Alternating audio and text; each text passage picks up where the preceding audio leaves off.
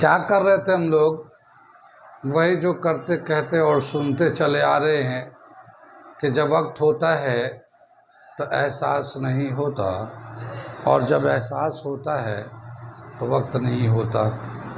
मैं साबिर अली और आप देख रहे हैं ILCC, जो अलीगढ़ बेस्ड नीट JEE का रेजिडेंशियल कोचिंग क्लास है। साथ ही AMU, जामिया और दूसरे यूनिवर्सिटी के दूसरे एंट्रेंस की भी तैयारी कराते हैं। तो वो लोग जो लोग तैयारी करना चाहते हैं कॉन्टेक्ट कर सकते हैं। ऑफलाइन ऑनलाइन दोनों ही प्लेटफॉर्म अवेलेबल है। साथ ही हमारे चैनल को सब्सक्राइब कर ले कि जितने भी यूनिवर्सिटी से, चाहे AMU, Jamia, BHU, NEET, JEE या CUT, ठीक है, जितने भी यूनिवर्सिटी के इन्फॉर्मेशन आते हैं उन सब को हम लोग अपडेट करते रहते हैं। तो अगर आप यूनिवर्सिटी के इन्फॉर्मेशन से अपडेट रहना चाहते हैं तो आप हमारे चैनल को सब्सक्राइब कर ले। ठीक है, आगे चले। हम लोग कर रहे थे कंपेयरिंग मैथमेटिक्स क्लास 8। चैप्टर का नाम था डायरेक्ट इनडायरेक्ट, चैप्टर नंबर 13, और उसके 13.1 एक्सरसाइज कर लिया। 13.2 में भी हम लोगों ने 2 क्वेश्चन कर लिए थे, और आज हम तीसरा क्वेश्चन करने जा रहे हैं। क्वेश्चन नंबर 3 हमने यहाँ पे लिख दिया है। मैं भी इसमें पूरा नहीं है, अभी और भी कई सवाल हैं जो बाद में भी लिखूँगा, मगर ये बोर्ड के हिसाब से जो सवाल लिखा है मैं इसको अभी पढ़ता हूँ, समझाता हूँ और करके दिखाता हूँ ये क्या है। कितनी बात समझ में आए?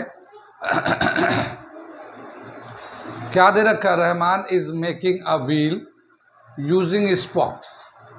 He wants to fix equal spoke in such a way that the angles between any pair of consecutive spokes are equal. Help him by completing the following table. ठीक है ना? उसको क्या बताया कि रहमान जो है ये एक व्हील बनाना चाह रहा है, इसमें स्पोक लगाने हैं और जो स्पोक होंगे इक्वल डिस्टेंस पे है। क्या दे रखा है कि 2 कंसेक्यूटिव स्पोक के बीच में कितने एंगल्स होगा, वो एंगल हमें निकालना है। जैसे इसमें स्पोक का मतलब बताया कि जैसे ये व्हील है तो इसमें 3 है, 1 2 3 स्पोक है। ये एक व्हील है तो इसमें कितने स्पोक है? 6, 1 2 3 4 5 6 स्पोक है। इसमें कितने हैं? 1 2 3 4 5 6 7 8 स्पोक्स है। तो इस तरह से जो स्पोक्स लगा रहे हैं तो इन दोनों के बीच में, यानी जैसे ये 2 स्पोक है तो इसके बीच का एंगल कितना होगा? Consecutive spokes. अब इसी तरह से यहाँ पे जैसे 2 कंसेक्यूटिव स्पोक है, इसके बीच का एंगल क्या होगा या इसके बीच का एंगल क्या होगा, ये एंगल निकालना है। तो यहाँ पे क्या क्या, ये तो वर्ड्स में लिखे है, यहाँ टेबल भी बना दिया है। क्या? Number of spokes, angle between spokes, 2 consecutive spokes, यानी 2 कंसेक्यूटिव स्पोक के बीच में कितना एंगल होगा ये दिखाना है, ये निकालना है। तो क्या दे रखा है यहाँ पे? उन्होंने दे रखा है कि जब 4 स्पोक होते हैं तो 2 कंसेक्यूटिव स्पोक के बीच का जो एंगल है 90 डिग्री है। अब अगर 6 स्पोक होते हैं तो 2 कंसेक्यूटिव एंगल का बीच का एंगल 60 डिग्री आता है। तो देखो नंबर ऑफ स्पोक बढ़ा है, 4 से 6 हुआ है तो एंगल घटा है। कितनी बात सुन रही? तो अब ये बताना है कि ये डायरेक्ट वेरिएशन है या इनडायरेक्ट वेरिएशन है। कौन बताएगा? बताइए आप लोग। तो हम क्या देख रहे हैं कि यहाँ पे नंबर ऑफ स्पोक्स 4 है, तो एंगल बिटवीन कंसेक्यूटिव स्पोक जो था 90 डिग्री था। जब स्पोक 4 से बढ़कर 6 हो गया तो एंगल 90 से घट के 60 हो गया। तो एक तरफ स्पोक जब बढ़ रहा है तो दूसरी तरफ एंगल घट रहा है। तो एक बढ़ रहा है एक घट रहा है, तो ये एक इनवर्स प्रोपोर्शन होता है। जब इनवर्स प्रोपोर्शन होता है तो उनके दोनों के प्रोडक्ट जो है सेम आते हैं। यानी इसमें number of spoke, angle between 2 consecutive spoke, इसको जब मल्टीप्लाई करेंगे तो इसके मल्टीप्लाई के बराबर होगा, यहाँ पे भी इसके मल्टीप्लाई के बराबर होगा, यहाँ पे भी इसके मल्टीप्लाई के बराबर होगा, यहाँ पे भी इसके मल्टीप्लाई के बराबर होगा। ठीक है। अब हमें यहाँ पे बोला है कि अगर 8 स्पोक है तो यहाँ एंगल कितना होगा। यहाँ 10 स्पोक है तो यहाँ पे एंगल कितना होगा, एंगल बिटवीन 2 कंसेक्यूटिव स्पोक। और अगर 12 स्पोक हो जाता है तो फिर उसके एंगल बिटवीन 2 कंसेक्यूटिव स्पोक कितना होगा।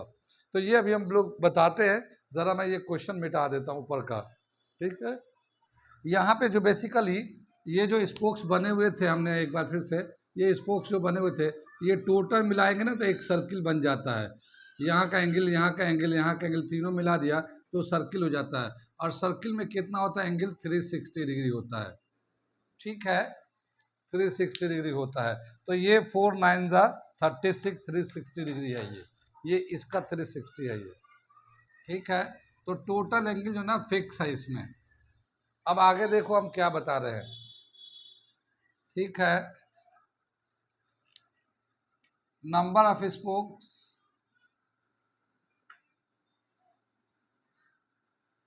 number of spokes and angle between spoke.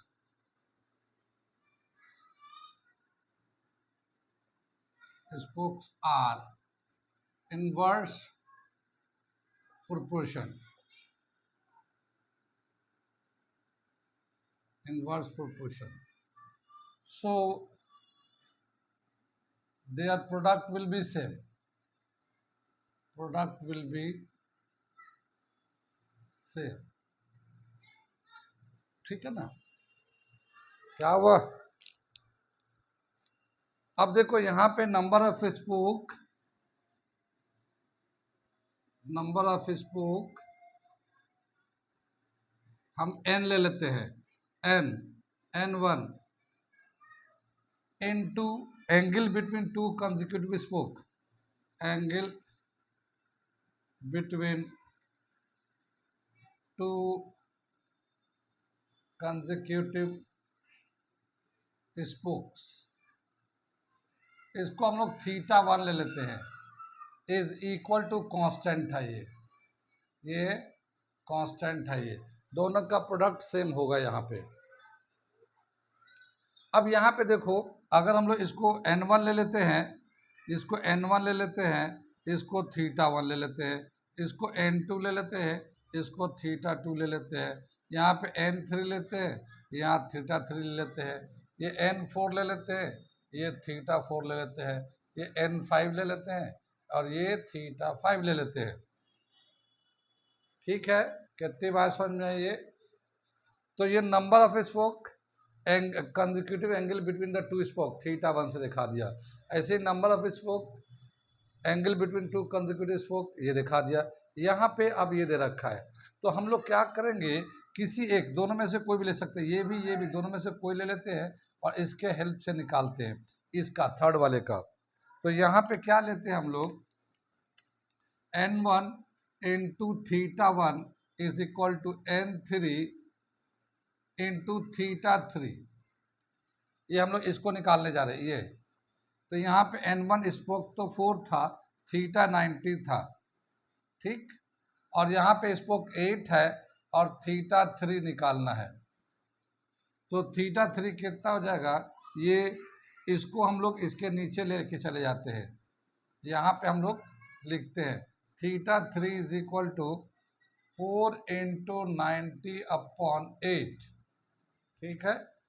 4 1 जा 4, 4 2 जा 8, 2 से काटो 45। अब यहाँ पे आ जाएगा θ3 जो है 45 डिग्री।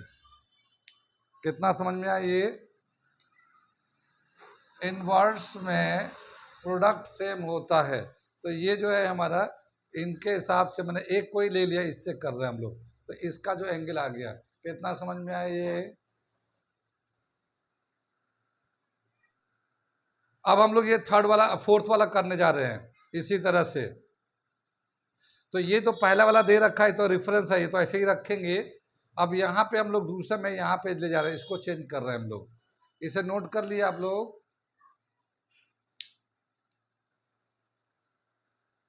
अब हम इसको थोड़ा सा चेंज कर देते हैं,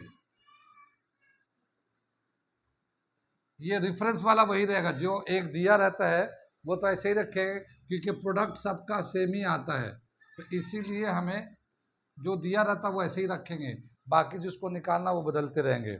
अब देखो यहाँ पे n4, ये n4 लेते हैं, θ4 ले लेते हैं। n4 कितना है? 10, तो थीटा 4 कितना आ जाएगा ये निकालना है। ये हम लोग यहाँ ले जाते हैं और ये कितना आएगा, theta 4 is equal to 4 into 90, ये तो ऊपर ही रहेगा और ये 10 इसके नीचे चला जाएगा, एक जीरो इससे कैंसिल कर जाएगा, 4 9 जा 36।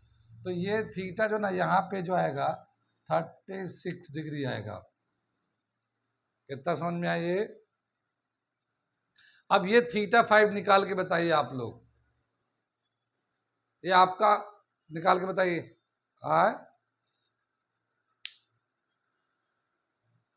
हाँ 30 डिग्री आएगा। तो ये आप लोग का होमवर्क है, इसे कंप्लीट कर लीजिए। कितनी बात समझ में आई? ये क्वेश्चन नंबर हम लोग 3 कर रहे थे, लेकिन अभी तो ये हम लोगों ने एक पार्ट किया है, अभी आगे और भी सवाल दे रखा है, तो मैं इसके आगे वाला सवाल लिख रहा हूं इसको मिटाकर। ठीक है, ये टेबल ऐसे ही रहेगा, अभी ये मिटा दूं मैं। ये आगे हमारा पार्ट वाइज क्वेश्चन लिख रखा था, ये हम लोग करते हैं।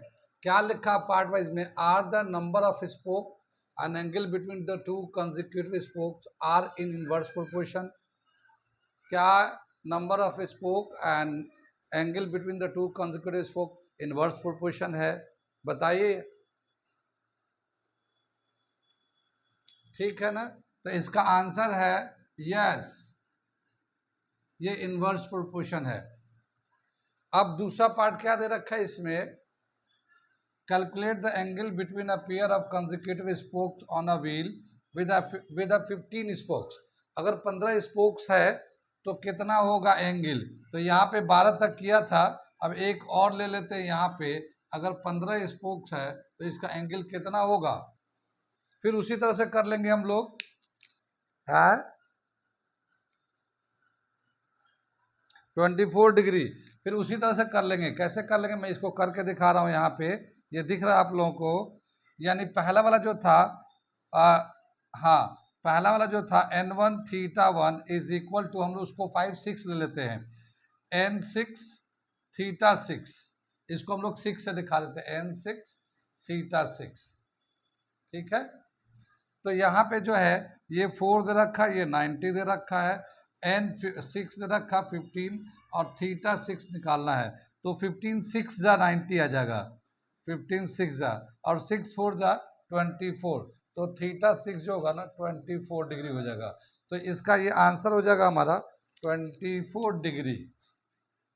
ठीक है ना, तो इसका आंसर हो गया 24 डिग्री। कितनी बात समझ में आई? आगे चले हम लोग, आगे दे रखा है इसके बाद third part, how many spokes would be needed if the angle between the to pair of consecutive spoke is 40 degree. अब यहाँ पे एंगल दे रखा, हमें नंबर ऑफ स्पोक निकालना है, तो यहाँ थीटा का वैल्यू दे रखा है, ये एन निकालना है। यानी मैं इसमें चाहूँ तो इसको इस तरह से बना देता हूँ। यहाँ पे क्या है, ये 40 डिग्री दे रखा है, ये हमें एन निकालना है, एन निकालना है। मान लो n7 ले लेते हैं, ये थीटा 7 है ये। तो कितना आ जाएगा नंबर ऑफ स्पोक?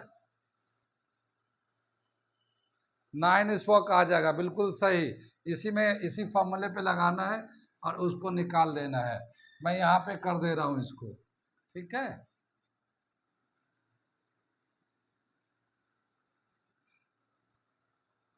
ये सब फॉर्मूले याद रखना होगा, कंपटीशन में यही इसी को यूज करना है। बहुत सारे लंबे तंबे फॉर्मूले यूज नहीं करना है। कंपटीशन में ऐसा ही है, बस डायरेक्ट चेक कर लिया, रेशियो निकाल लो, इनडायरेक्ट पता चल गया, प्रोडक्ट निकाल दो और उसके हिसाब से चलो करते रहो।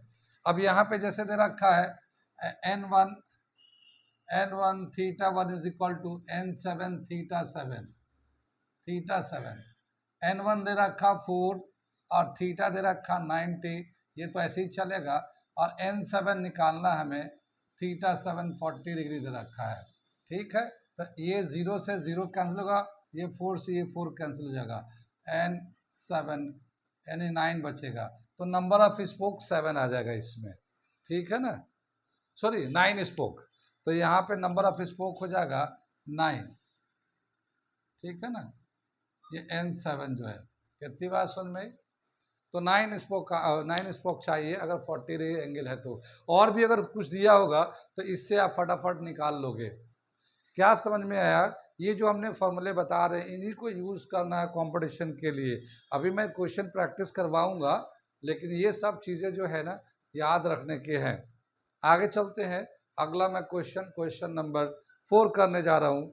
लिखता हूँ, बताता हूँ और फिर उसके बाद करके दिखाता हूँ। 4 आगे चले हम लोग। ये अगला सवाल दे रखा हमारा question number 4। If a box of sweets is divided among 24 children, they will get 5 sweets each. How many each get if the number of the children reduced by 4? क्या मतलब हुआ इसका कि अगर 24 चिल्ड्रन में एक बॉक्स में मिठाई रखा हुआ, पीसेज रखे हुए, स्वीट्स के पीसेज रखे हुए हैं, अगर 24 स्टूडेंट्स में हम लोग बांटते हैं, ये बच्चों में बांटते हैं, तो हर बच्चे को 5 स्वीट्स मिलते हैं, 5 पीस ऑफ स्वीट्स मिलते हैं। 24 स्टूडेंट है तब। अगर 4 स्टूडेंट को, ये देखिए रिड्यूस्ड बाय है, ये रिड्यूस्ड बाय का मतलब ये होता है कि 4 कम कर दिए गए, 4 कम कर दिए। एक होता है रिड्यूस टू और ये एक होता है रिड्यूस्ड बाय। क्या मतलब होता है? रिड्यूस्ड बाय का मतलब ये हुआ कि 24, रिड्यूस टू का मतलब ये है कि 24 से कम होते होते सिर्फ 4 बच्चे बचे हैं, 4 है ये। रिड्यूस टू का मतलब 24 बच्चे थे, अब सब कम करते करते सिर्फ 4 बच्चे बचे हुए हैं। और रिड्यूस बाय का मतलब 24 में से 4 कम कर दिए, तो 24 में से 4 कम कर देंगे तो अभी 20 बचे हुए हैं। कितनी बात समझ में आई? तो ये रिड्यूस टू रिड्यूस बाय में थोड़ा सा डिफरेंस है, ये ध्यान करिएगा। यहाँ पे है रिड्यूस्ड बाय, क्या मतलब हुआ? 4 कम कर दिए गए। रिड्यूस्ड बाय यानी 24 बच्चे थे, 4 कम कर दिए, तो अब कितने बच्चे बचे हुए हैं? 20 बच्चे। ठीक है। अच्छा ये बताइए कि ये डायरेक्ट वेरिएशन है या इनडायरेक्ट वेरिएशन है? ये इन्वर्स वेरिएशन है, इनडायरेक्ट वेरिएशन है या इनडायरेक्ट प्रोपोर्शन है। कैसे? देखिए, देखो अभी जो नंबर ऑफ स्वीट्स है बॉक्स में 24 बच्चे थे, तो हर बच्चे को 5 मिला। अगर और नंबर ऑफ बच्चे बढ़ जाएंगे तो नंबर ऑफ स्वीट्स कम मिलेंगे। बच्चे बढ़ते जाएंगे तो नंबर ऑफ पीसेस कम कम देने पड़ेंगे, और बच्चे घटेंगे तो ज़्यादा मिल जाएंगे। ठीक है। तो जो पीसेस ऑफ स्वीट्स और नंबर ऑफ चिल्ड्रंस दोनों इन्वर्स प्रोपोर्शन में है, और जब अगर ये इन्वर्स प्रोपोर्शन में है तो इनका प्रोडक्ट सेम आएगा, यानी कि number of childrens into number of sweets, दोनों को प्रोडक्ट करेंगे ना, मल्टीप्लाई करेंगे, तो हर जगह सेम सेम आएंगे। ये कितनी बात समझ में आई? तो यहाँ पे हम लोग सोल्यूशन करने जा रहे हैं, सोल्यूशन कर रहे हैं हम लोग। ये वाला मिटा दे, reduce to reduce by.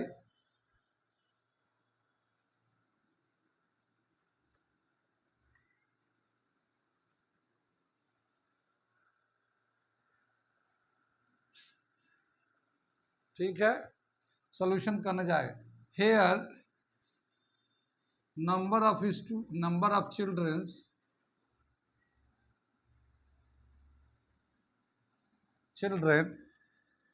and sweets in a box, sweets in a box is inverse proportion, inverse proportion। ठीक है। so their product will be same, product will be same, उनका प्रोडक्ट जो ना एक सेम रहेगा। अब यहाँ पे कैसे प्रोडक्ट करेंगे? Number of children, number of children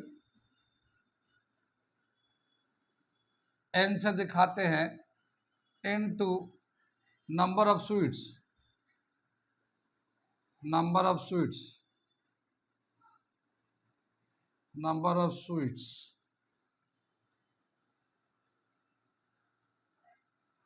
इस चिल्ड्रन गेट्स, इस चिल्ड्रन गेट,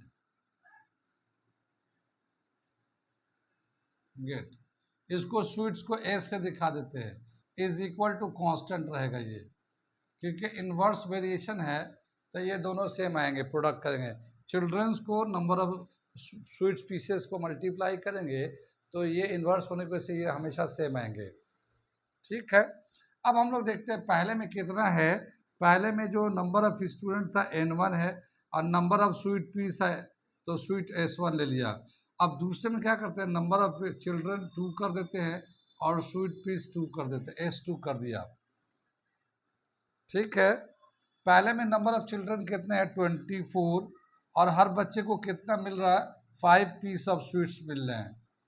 दूसरे में क्या हुआ, 4 बच्चे कम कर दिए गए, 4 बच्चे कम कर दिए गए तो नंबर ऑफ चिल्ड्रंस कितने हो गए 24 माइनस 4, इतने नंबर ऑफ चिल्ड्रंस हो गए।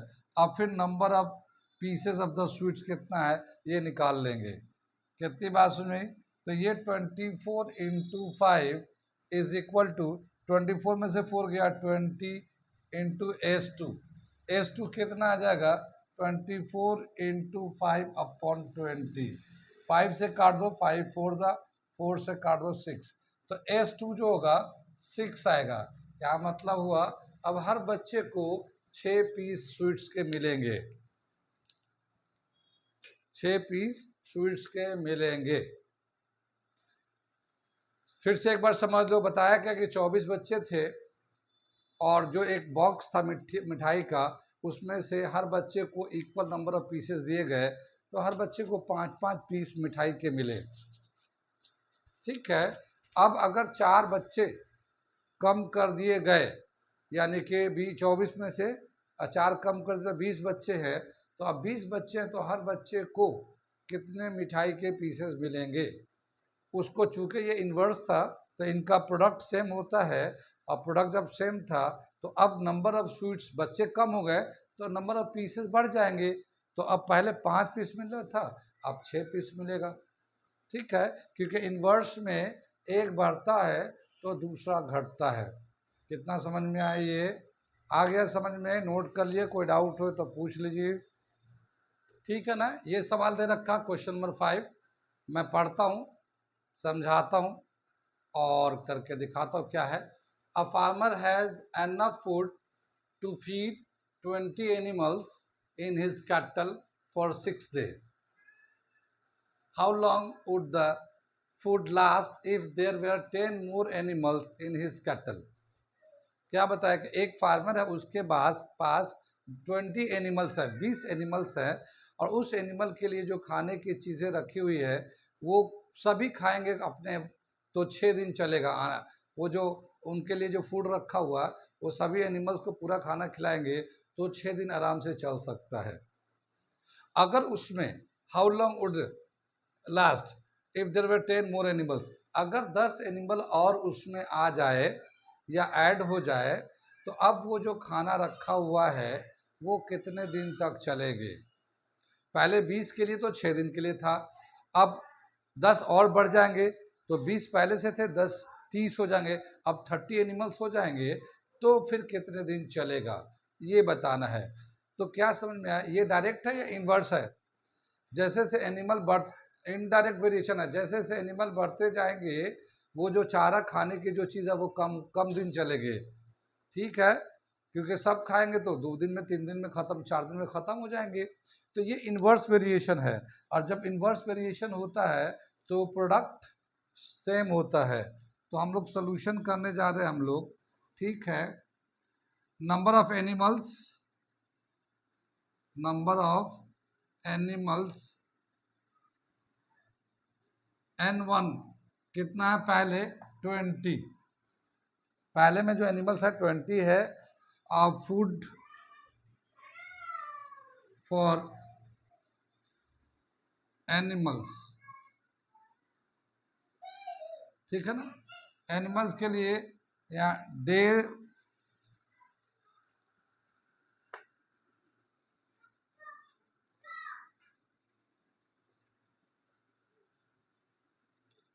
डेज फूड लास्ट, D1 ले लेते हैं, कितना 6 डेज, ठीक है ना, 6 डेज, कितने दिन तक खाना चलेगा अगर इतना एनिमल्स है तो।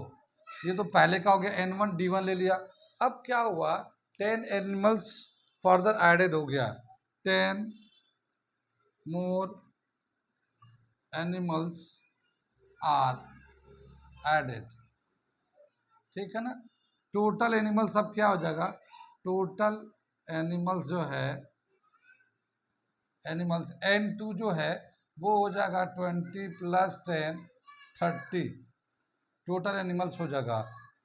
Days food last, food last D2 ले लेते हैं हम लोग, और अब हमें D2 निकालना है हमें, ठीक है, कितने दिन तक फूड चलेगा हमें D2 निकालना है।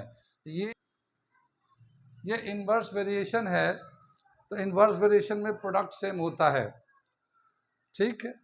Since it is inverse proportion, so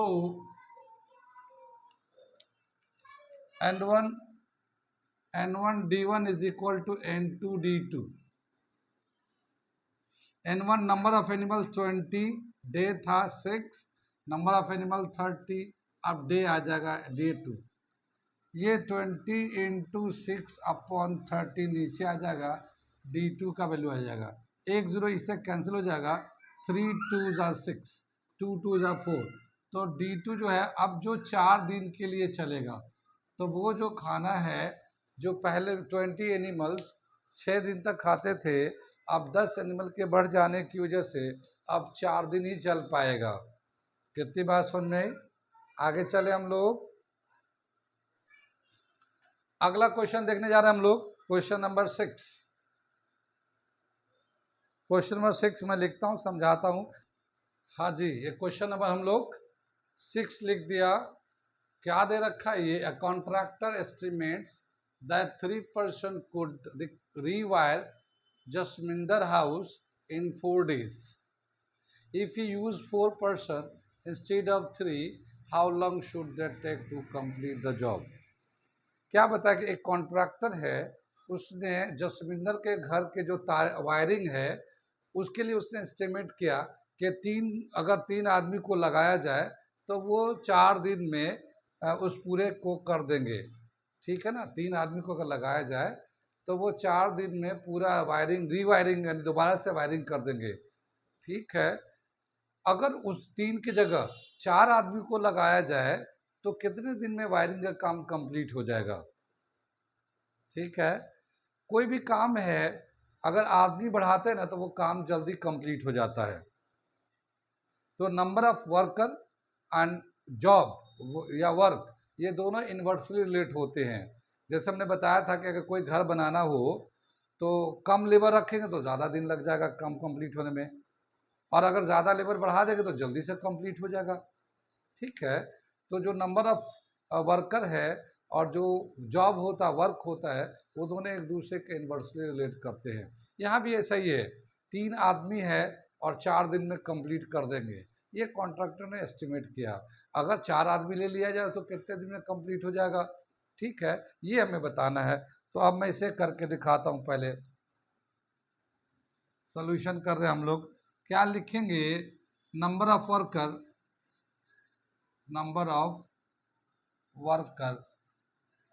and a work are in inverse proportion, ठीक है। नाउ